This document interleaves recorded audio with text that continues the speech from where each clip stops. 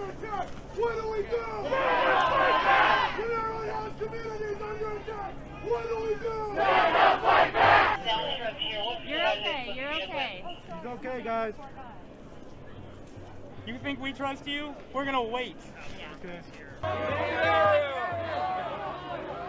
Leave the area!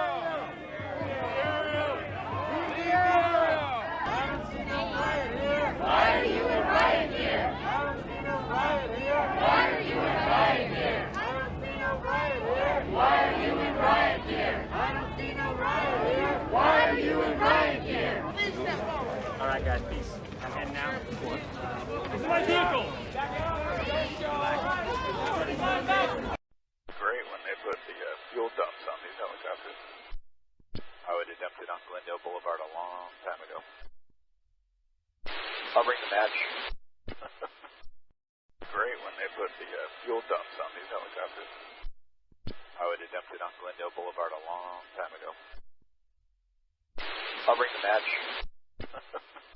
A post circulating on social media attributes a vile and disturbing commentary between two helicopter crew members as being employees from the LAPD.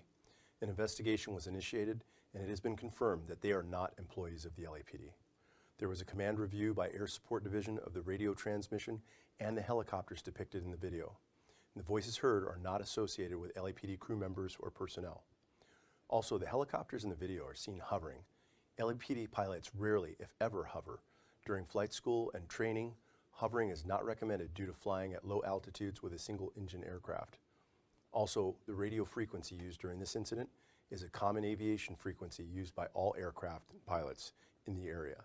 Helicopters, airplanes, news, tours, etc.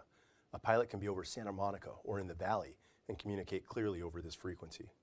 Our investigation has definitively determined that these were not LAPD crew members or employees.